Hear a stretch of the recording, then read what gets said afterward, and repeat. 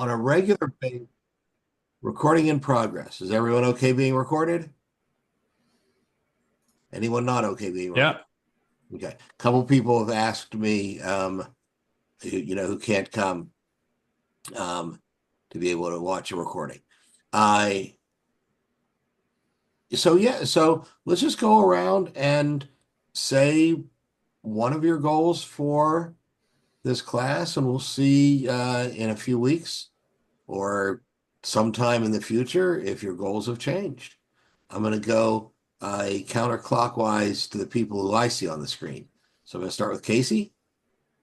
Oh, oh, Everyone sees a different circle on the screen. okay. um, I guess one of my goals is just to learn how to conduct myself, how to be a good member of the community. I know that's very vague, Yeah, but no, that's fine. Yeah, Emily. I mean, like we've said to you before, we've been practicing at home Jewish life personally, but just joining into a community and having the kids have someplace to go, and we just want to go deeper into Judaism. Nice. Angie.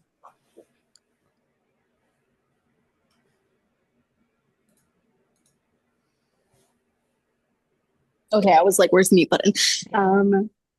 Basically want to learn more, especially about like the holidays and stuff like that, because I do know a bit, but I would like to learn more. Yes. That one? Well, I guess I would like to reconnect with my ancient ancestral roots from Spain. Although I know you're not specifically Sephardic, I've been reading a lot about it, so it's very interesting to get to know costumes and habits and things that I thought they were very exotic and strange, and turn out they look and feel very familiar. Right. And Judaism is Judaism. So while there are some differences in certain practices in Sephardic Judaism, um, it's not a different religion. The core beliefs are the same. Just a few customs and maybe some pronunciation, kind of like Texas and Connecticut. Texas and Connecticut might be more different than than Sephardic and Ashkenazi. The Hill household.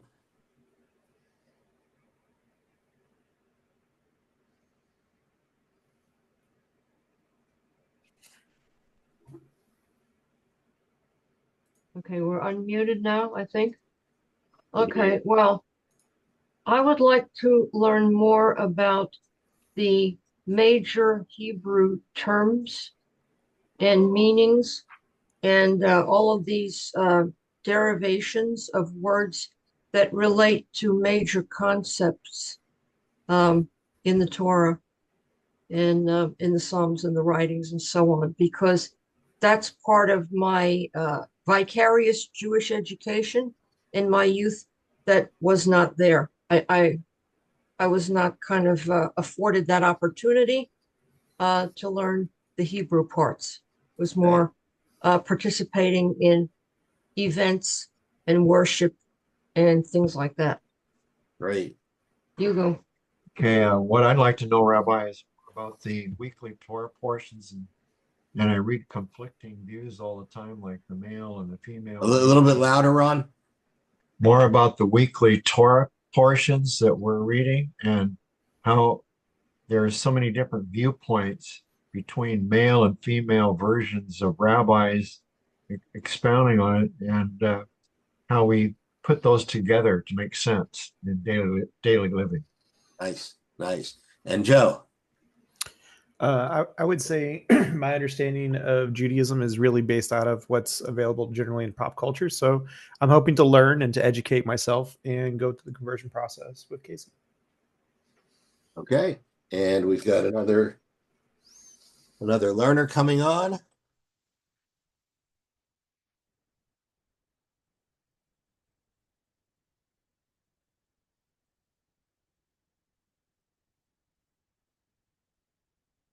Hey, Mark. Mark, unmute yourself if you can. We're just going around and it's now your turn to just tell us one of your goals for being part of this class. Just to learn more, really. I mean, and to uh, you know, to learn to be the best I can be, to be honest. Great. Great. So we've got some very general goals and some very specific ones. So this is going to be more basic than a Hebrew class. Lorna had an interesting view about the Hebrew terms, which we will touch on a lot of them. We're not going to get to every single Hebrew term that we use. We're going to touch on a lot of them. When I first embarked on becoming a rabbi, first I started studying for a master's in Jewish education, and I'd actually taken Hebrew as a foreign language in college, and the dean asked me, "How's your Hebrew?" And I said, "Well, I can read it, but I don't always understand what I'm saying." And she said, "Then you're not really reading it, are you?" And that kind of, hit home. But I think that sometimes we can get the gist of things without understanding every single word. And hi, Laura, you want to say hi to my Newish to Jewish people? I don't know. I think you've met everybody here. I'm not sure. This is my wife, Lauren. Hi, Newish Jewishes. Hello. Oh yeah, I recognize faces. How's everyone? Learning a lot? Not yet. We just started. Oh, well, you're about to learn a lot. Yep. Well, enjoy. I won't interrupt. But I think that you can get the gist of things sometimes by the melody. And I try to one of the things that I try and do during the worship is give a little what I call a kavanah, and periodically I'm just going to throw in a Hebrew word and translate it right away. Kavanah means a sacred intention, like how you feel about it. And so when I, say a couple of sentences before a particular prayer, I'm kind of building my own sacred intention and sharing it with the congregation. And sometimes we have different melodies. Like, for instance, Oseh Shalom, the one we usually do, Oseh Shalom Bimramav, Yaseh Shalom Aleinu, is like a boisterous, exciting thing. But sometimes those same words can be more pensive and calm. And so sometimes for certain instances, we might be, Oseh Shalom, Shalom Bimramav, Yaseh Shalom Aleinu. And it's one of the things that I like about the cantor that we have when we use her is she's very participatory, and she uses a lot of melodies that are easy to catch on to. So I actually prepared a PowerPoint, and now I have to remember how to use it. So let's see, share.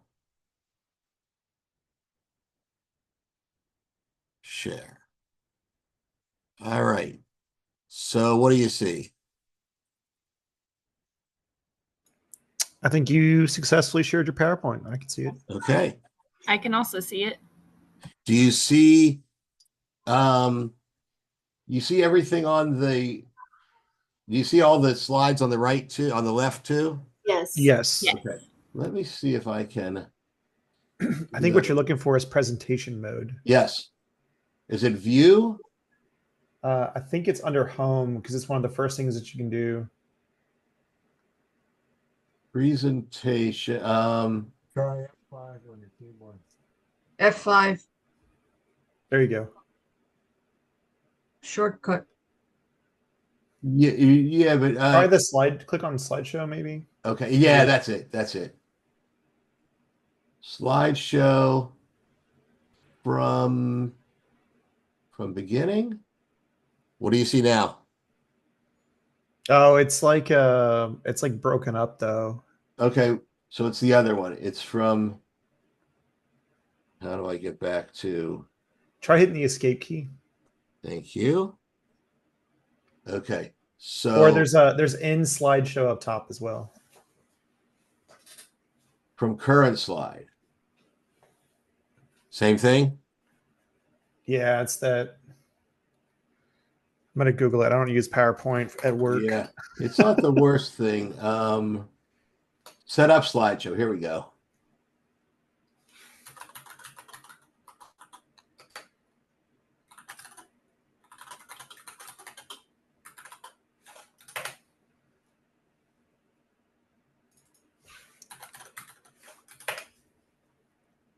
Custom slideshow? No. Well, I mean, it's not the worst thing in the world to see it. Tell them. Try view. View View. the slide. View. Up here. Down. Yes. No, I think it's still Slideshow. slideshow. I know it's a button that says presentation. Where whichever ribbon it's in, it says presentation as the word. Use presenter view. Yeah.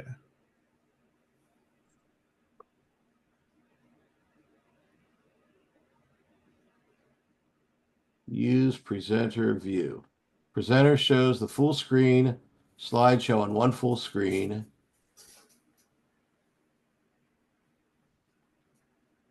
Okay. Well, I'm not going to spend too much time on this. Because you can see what you need to see, right? If he clicks on each slide, he can just. Yeah. Okay. Just click Yeah, on we each can slide. see it. Okay. So here's our blessing. And do you see a little box with me in the corner? Yeah. Okay. So you can still see me a little bit, but I'm smaller. All right. Yeah. So here's our blessing. Baruch atah Adonai Adonai, Eloheinu melech haolam Melech Haolam, asher Asher kiddushanu Kiddushanu, b'mitzvotav Mitzvotav, banu la'asot b'divrei Torah. Blessed are you, Adonai, our God, ruler of the universe, who makes us holy with your commandments, commanding us to engage in the study of Torah. So we hope to engage, in addition to imparting information, to engage, adding questions, and various thoughts. So this might be a review for some of you. Is this a document that some of you have seen? I have. I might have done this in a Sunday class. It's not familiar. Okay. So this is the basics of the texts that we use. The Tanakh, which you see behind Hermon's left shoulder. Hermon, pick up your Tanakh. And show us that. Okay, so this is the Tanakh. Thank you. It's an acronym for Torah, Nevi'im, and Ketuvim, which are the three parts of the written Torah. We say that and where this comes from is there's one place in Deuteronomy where the Bible refers to Torot, which is the plural of Torah. And because it says Torot, scholars have said that included the written and the oral. So we'll get to the oral in a minute. You know what? I thought I did this. Yeah, I thought I did it like this. Well, it didn't work. Okay. I set up so that they would each come one at a time, but I'm not doing it right. Who knows how to do that?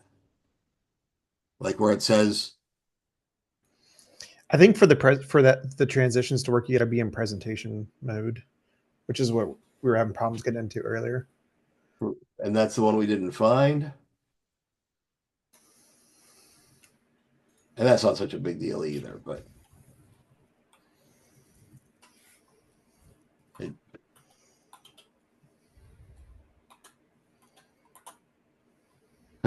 sorry. I just worked on it and thought I'd show off a little bit, but I'm showing off my ignorance. Um, I had set it up so that the first one would show and then the second one, and then I could pop them each up as I talk about them. But do you see where I put my cursor? Do you see that? Okay. Yes. Yes. So these three letters, T for Torah, N for Nevi'im, which is the book of prophets, and K for Ketuvim. The Kaf here is the letter Kaf. So we'll mix in Hebrew lessons as we go. The letter Kaf and Chaf are the same letter. If it has a dot, it's the hard sound, Kaf. If it doesn't have the dot, it's the guttural, Chaf, like Baruch. Baruch ends in a Chaf. But it's the same letter whether it's the guttural or the thing. So Ketuvim, so the Torah are the five basic books. Each of them has a Hebrew name. Genesis, the Hebrew name is Bereshit. The Hebrew name is taken from the first significant word in that book. So Bereshit means in beginning. In the beginning, it's often translated. And that's the very first line of the Torah. In the beginning, God created the heavens and the earth. Exodus is about the leaving of Egypt, but it begins with coming to Egypt. And so by coming to Egypt, the Hebrew name of the book of Exodus is Shemot, because it starts with, these are the names of the sons of Jacob who came to Egypt. Another interesting thing, and I'm just gonna, I throw in I don't teach in a linear way. I throw in and mix and match a lot of different things. It says, these are the names of the sons of Jacob, the children of Israel, who came to Egypt after their brother Joseph. Jacob has two names. Jacob was the name that he was born with, and Israel, Yisrael, was the name that he was given when he struggled with an angel. And the angel said, you have struggled with beings divine and human, and you have prevailed. And so Yisrael, the name of our nation, is about a struggle, about struggling with the divine and trying to figure things out. So Shemot is the names. Vayikra, Leviticus is named after the Levites, who were the descendants of Aaron, and the descendants of Aaron and Moses. And the book of Leviticus begins with the laws, begins with very specific laws about observing holidays, about sacrifices. One of the things that's interesting about it is that, so there's a couple different theories of thoughts about how the Torah came to be. One of them is that God dictated the entire Torah to Moses on Mount Sinai, and to some also dictated the oral law, which was not written down until centuries later, and that every word is directly from God. there are some historians who look at, it's called the documentary hypothesis, who look at different sections of the Bible and say, this looks like a different style of writing. And I bet that this came about in a different way. And Leviticus is part of that because Leviticus starts with Jewish practice, starts with rules about holidays and rules about observances and rules about dietary laws, etc. And so for those scholars who talk about that, it's a second beginning, that the Genesis was the creation, the Exodus was the movement from Egypt to a place of covenant, a place of accepting the Ten Commandments and God's words. And Vayikra, that word, the first word of that book, means and he called.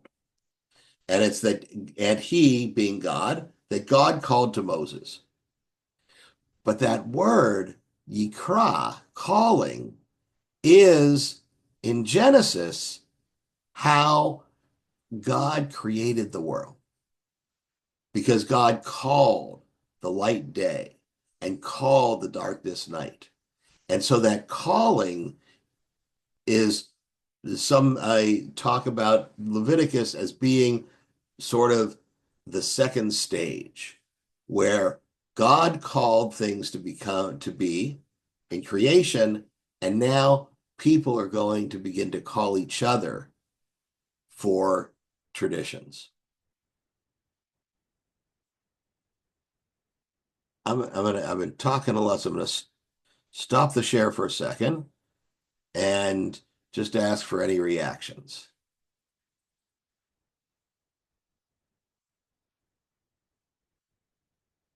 Am I going?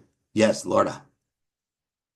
I have a question, maybe because living in Texas in education, they use so many acronyms, and just the existence of the word Tanakh with the T and K, it's an acronym. Are there other types of very important acronyms?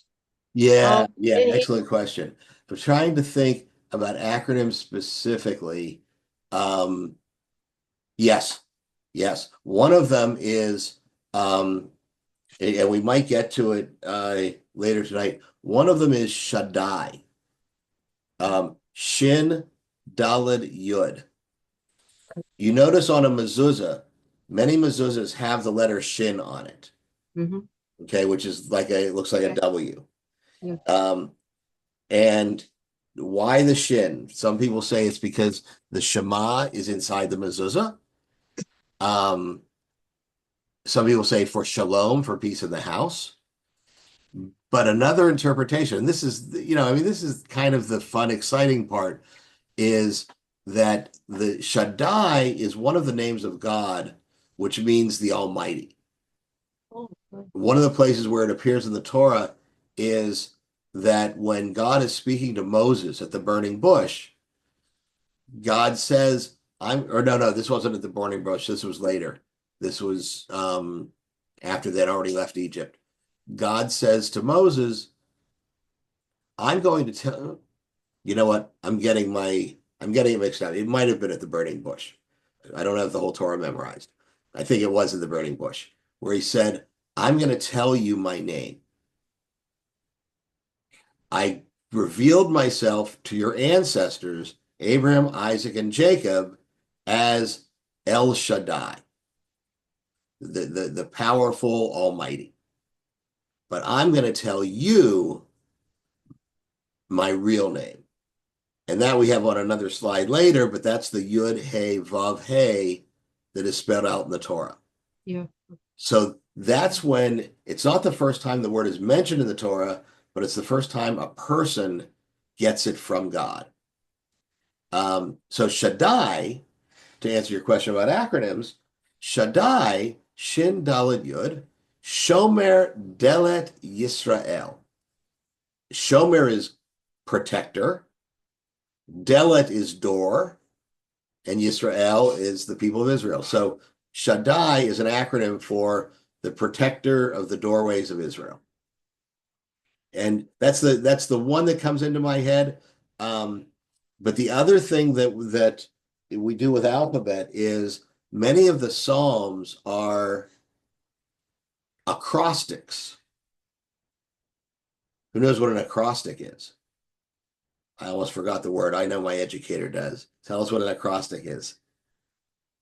Lorna or Ron. An acrostic. What the word means. My interpretation is it's a poem where you use the first letter of every line to mean something else. Yeah. Or to mean a summary. Right. We So used it to have could be like an we acronym. used to do acrostics in Yeah. writing class. Right. Yeah, like if you want to say teacher, T is for terrific, and E is Yeah. for excellent, and A is for right. So the acrostics in the Bible are often in the Psalms where each line where it's alphabetical. The first line begins with Aleph, the second begins with Bet, the third begins with Gimel. And it was a way of helping people memorize the Psalms. You know, the Ashrei Yoshvei Beitecha Od Yalu Chasala. You know, I mean, it's not going to mean much to you if you don't know, but it's in alphabetical order. On Yom Kippur, we list our sins, for lack of a better word. We'll talk about that another time. What is a sin? But we list our transgressions. There's a prayer that starts Ashamnu, Bagadnu, Gazalnu, Aleph, Bet, Gimel.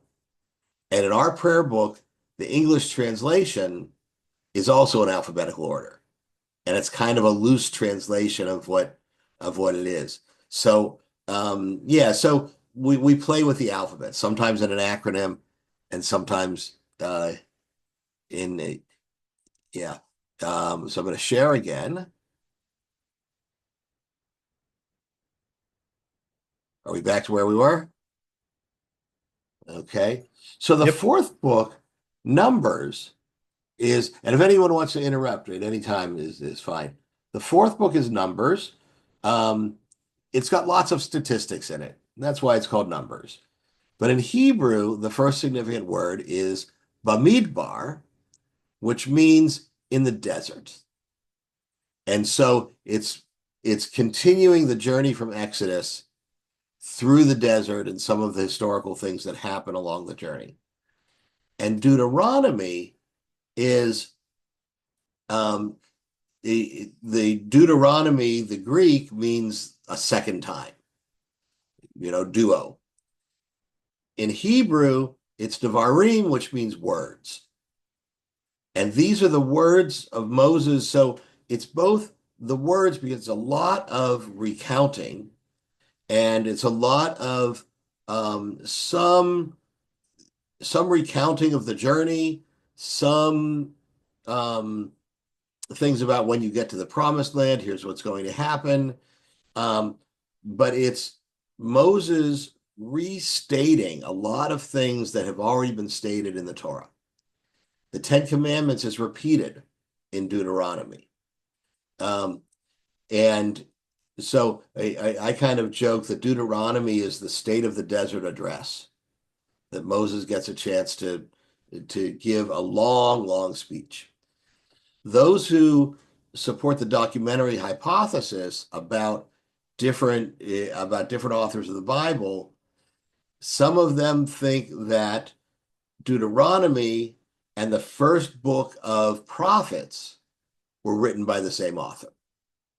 I don't know exactly their evidence for that, but that's part of that theory, that the original Torah might have been 4 books, and then Deuteronomy was added at the same time as Joshua. Joshua was Moses' successor. And so that's the first book.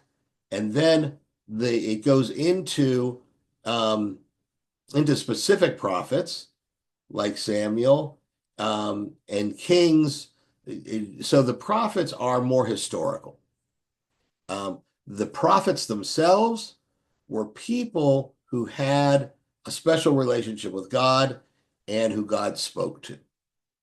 And generally, the prophets were people who were telling the children of Israel,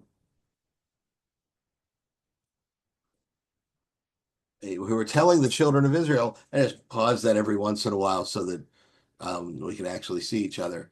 Who tell the children of Israel, the prophets often tell the children of Israel what they're doing wrong.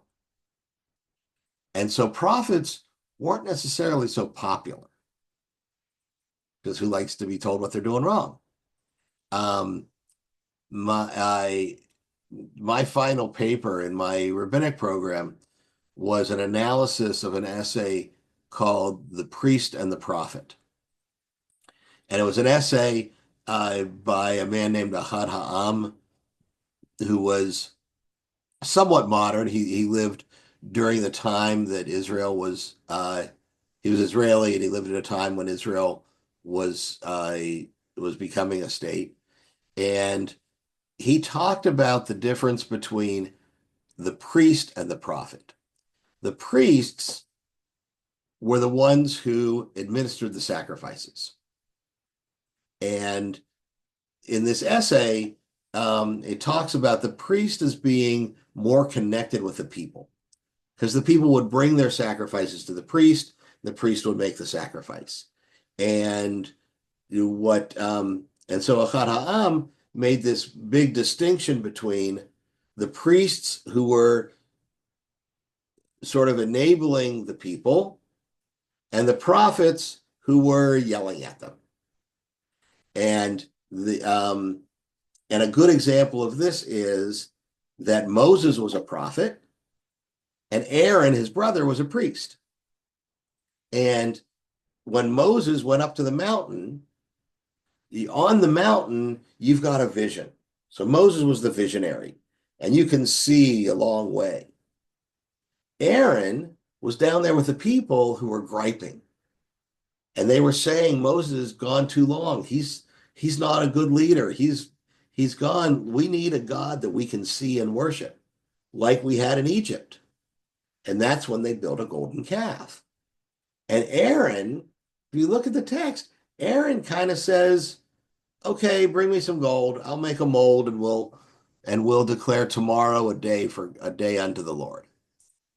And it's a little bit unclear if Aaron is persuaded by them and wants to be idolatrous with them, or is he just acquiescing because he sees this violent mob that needs something to hang their hat on?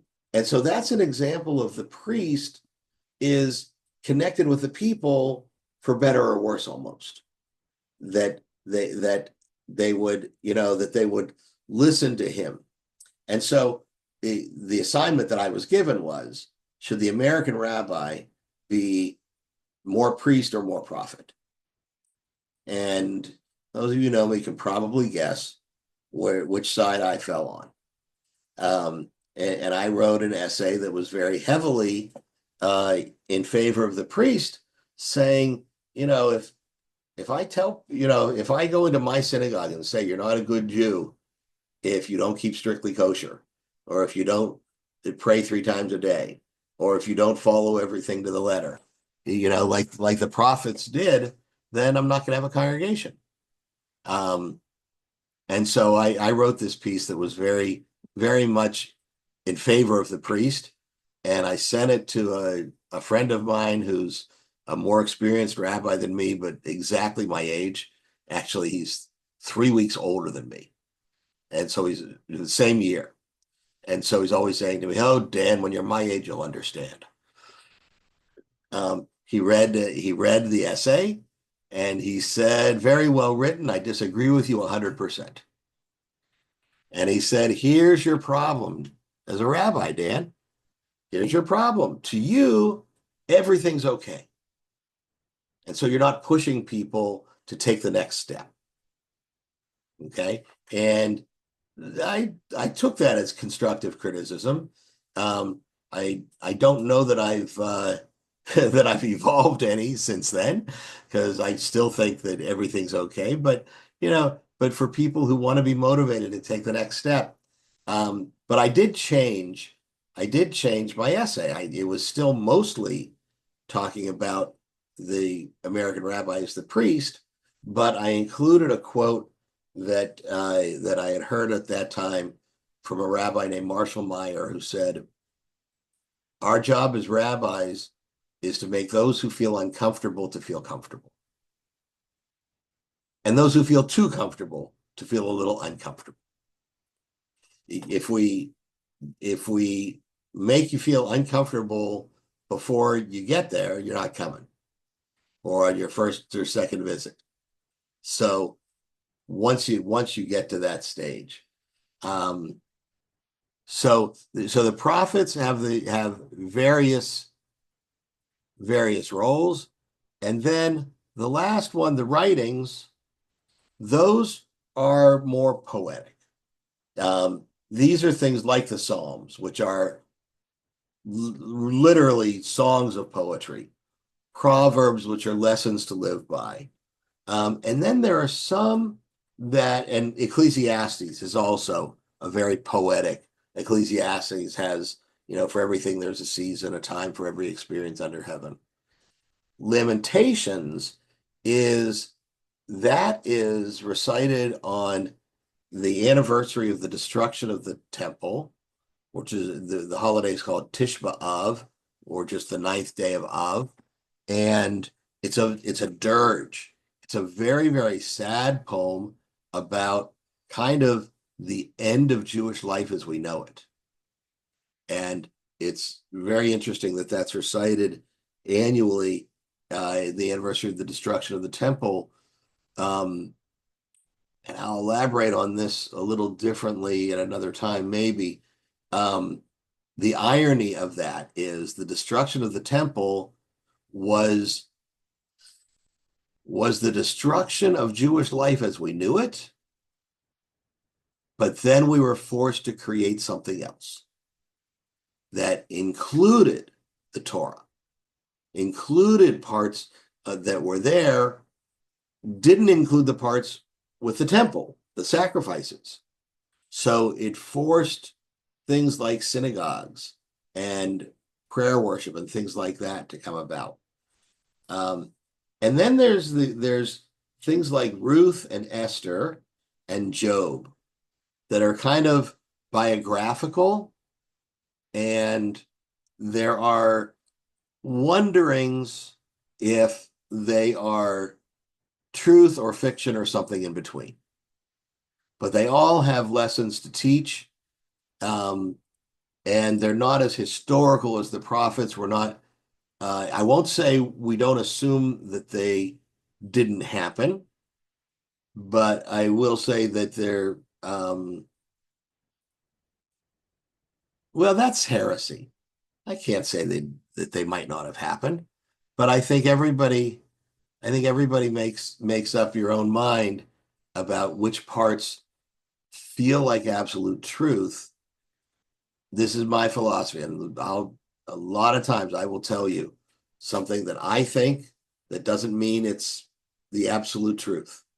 But I think that sometimes it doesn't necessarily matter if it's 100% accurate, but the story and the lesson behind it has some importance. And I think that, in my opinion, again, that importance changes over the generations.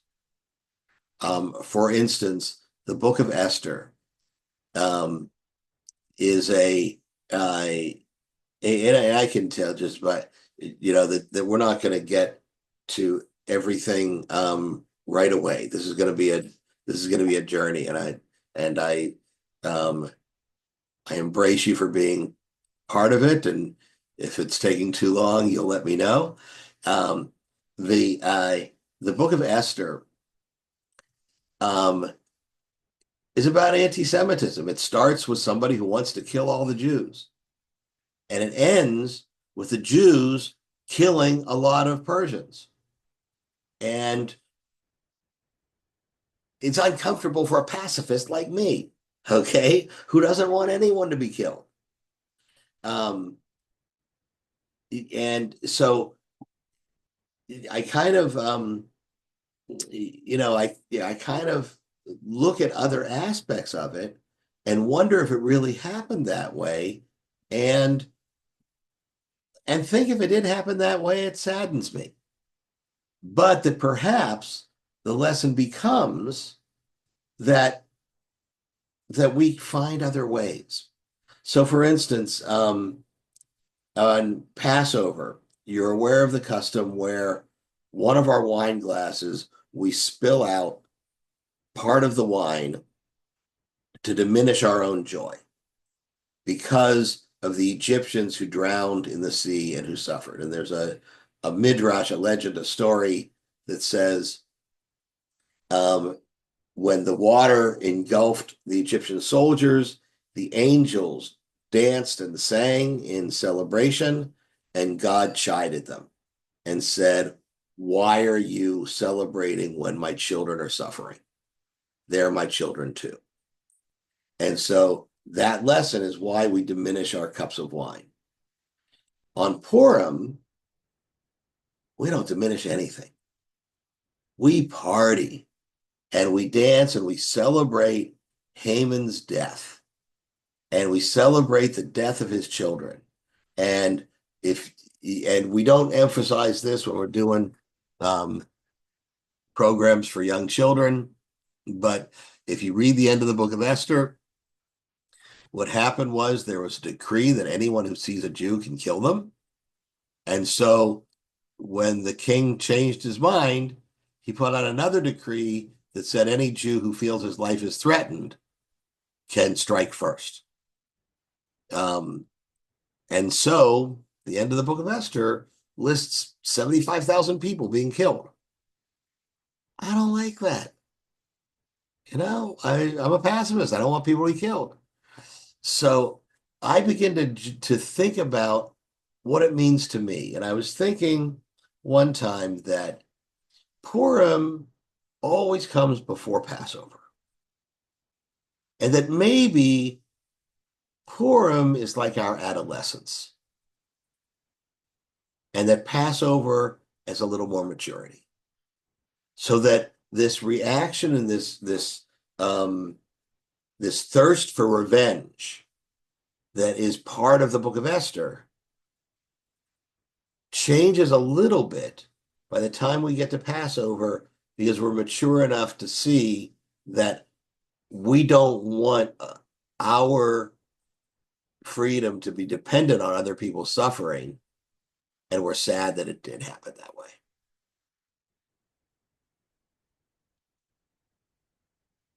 Some would call that a rationalization, but it works for me. Other thoughts about the books of the Bible? Where I was, wait a second. Do I have? Oh no, I got more. Oh, this is just the written books. I got to get to the oral. There we go. The oral. So, like I said, in Deuteronomy it mentions Torot. So the hint there, and this is part of what happens in the oral Torah. The oral Torah takes a look at where it says Torot and says that must mean the Talmud too. Okay, so the teachings of the Talmud, the rabbis of ancient times would get around and they would discuss what's happening in the Torah, and they would create laws around it. Those laws started with a Mishnah, and the Mishnah has these different tractates. So I'm not going to spend time on each one, but what it does is it takes things from the Torah and puts laws into place for it. So a thing like oh,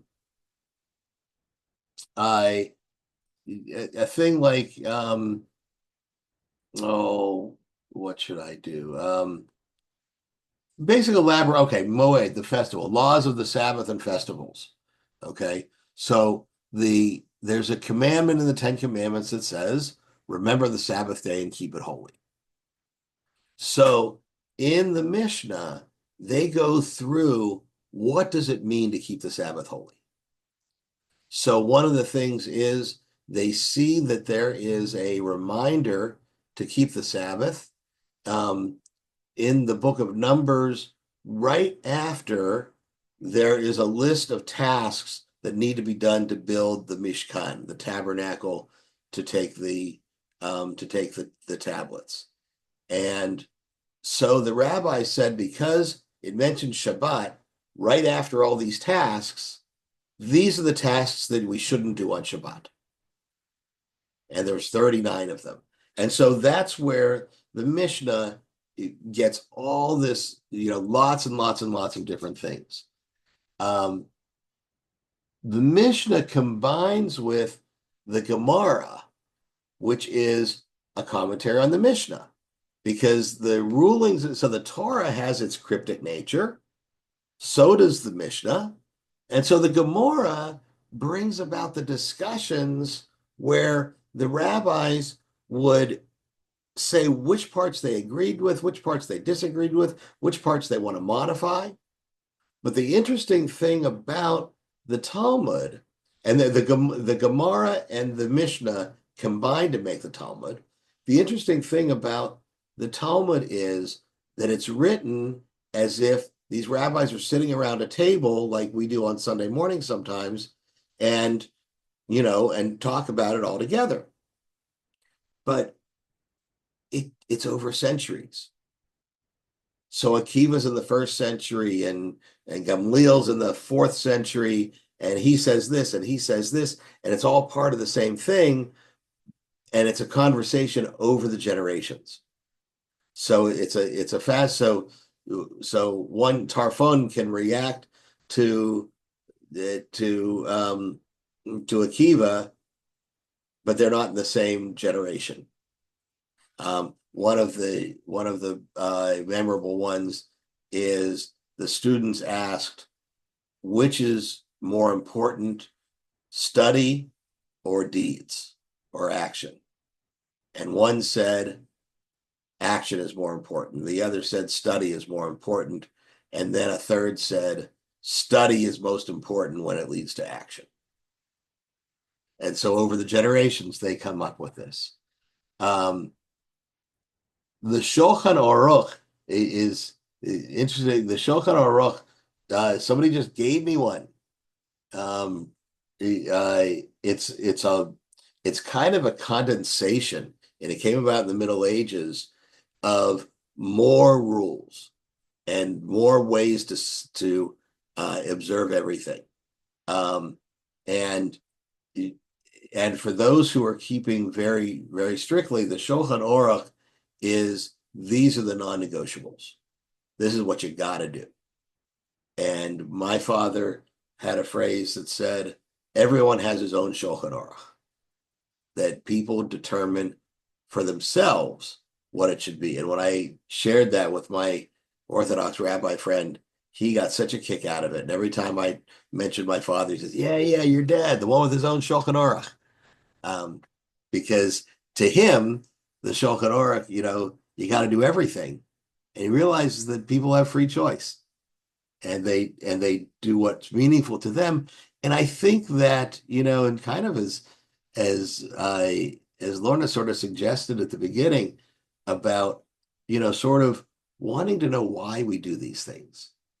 And how does it fit in with making us a good person, not just a good Jew, but a good person. And then I think I'll end with, and then we'll just have a little free for all, and I'll save the other stuff for next time. Midrash, as you might guess, is my favorite.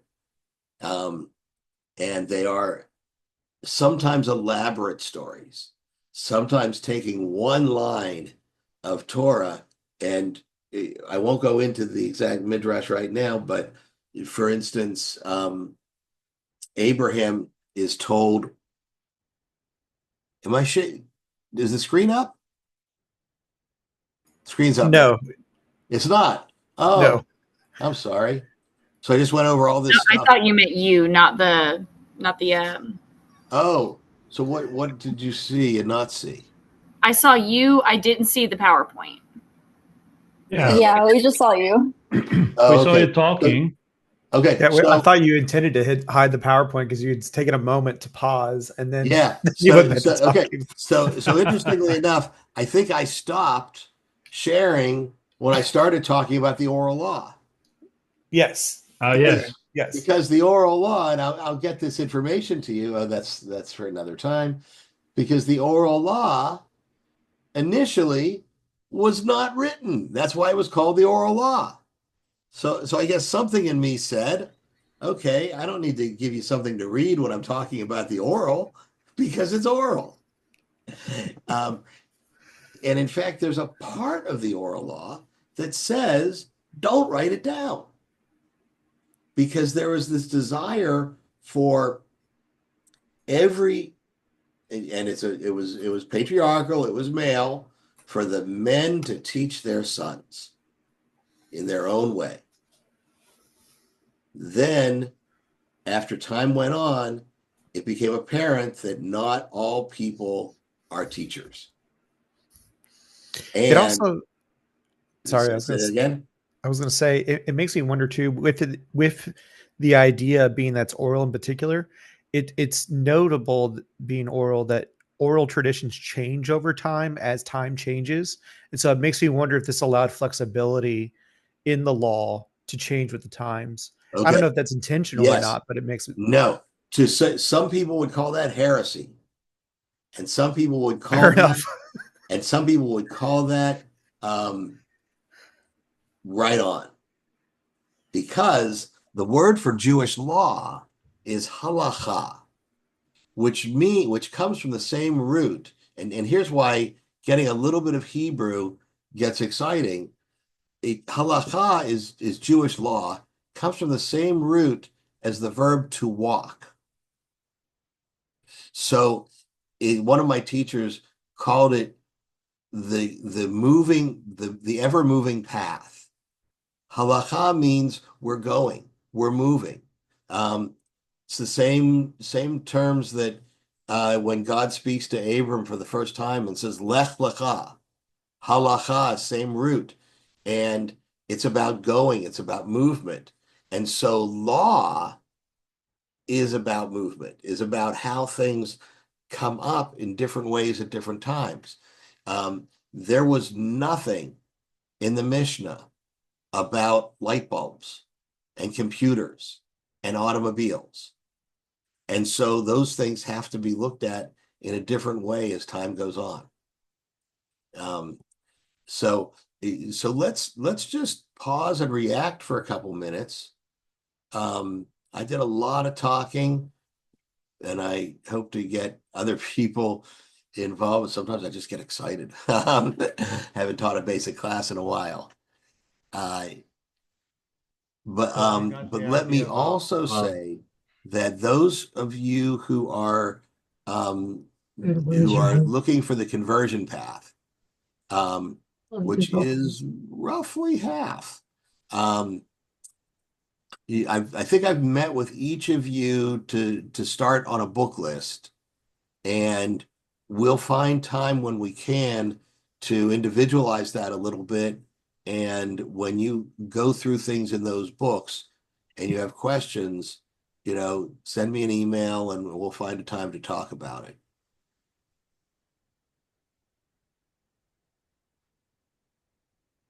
Find some time with you to get some book lists then. Okay, I haven't gotten the book list to the Snyders yet.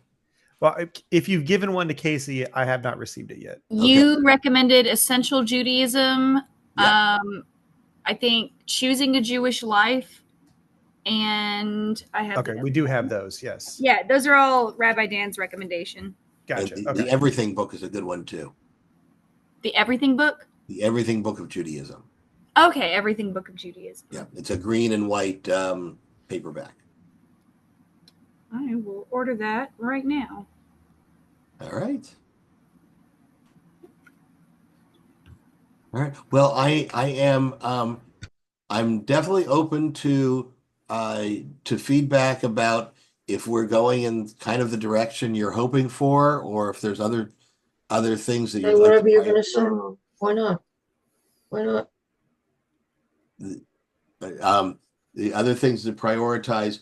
The next thing that I was going to move toward is the names of God, the various names that we call God by. I read something recently about someone wrote an article that said how my rabbi turned me away from Judaism, and it was because um, every time she listened to a sermon, it seemed like it was focused on Israel and politics and modernity and nothing about God. And kind of Zionist. kind of did a survey of everything. And she said, I want to hear about God. And she wasn't getting it. Hey, or you said you found that you've seen that too, Lorna? You're sort of nodding your head. I was You're on mute. they were a Zionist is what I thought. That it sounded like that their whole philosophy and their politics was just pro-Zionist, which is fine, but maybe too much in the one narrow direction. Yeah, in my view, it's about, and it's tough to distinguish about that when we come together, we want to learn about, and this is a lot of what you were saying at the very beginning, y'all, about about how to live, um, and getting involved in political discussions. If there's a moral component to it, and it has something to do with how we are as human beings, that's one thing. But it's hard to stay away from it sometimes. But the what every one of us has is we have a spiritual element to us, and I'm hoping that our time together is is engaging with the spirit as well as well, and that's the thing about adult learning. Children learn information, and in Judaism, it leads them to have this culminating moment of having a bar bat mitzvah. And then they stop, not because they have to, but because they're just, it's kind of what society has told them. And just as their minds are getting ready to embrace more sophisticated thought, because they can't deal with the philosophy when they're 9 and 10 and 11 years old. And when they're 14, 15, and 18 years old, they could, but they stopped. And so a lot of people come back years later because now they're interested in thinking more deeply. I've had a number of friends who were born Jewish and then found another path later in life and didn't realize that whatever they were looking for and found wasn't absent from Judaism. And I think that, Judy, it works for who it works for. And we'll talk about other religions another time. All right. So we are here at just past 8 o'clock. And thank you all for engaging. And we'll have another one in 2 weeks. I enjoyed this. Thank you. All right. Thank right. you. Thank you, Rabbi. Bye. Everyone Thank have a you good very night. much. Bye. Bye. Have a good night, everybody. Hope to see you Friday. See you Friday. We'll See you see you Friday. there. Okay, bye-bye. Bye. And by the way, that's like and most of you are coming on Fridays. That's the way to engage with community and to be present. So I'm thrilled that most of you are there most weeks. Very nice. And 100% attendance is not required, but it sure is nice. Okay. Have a good evening.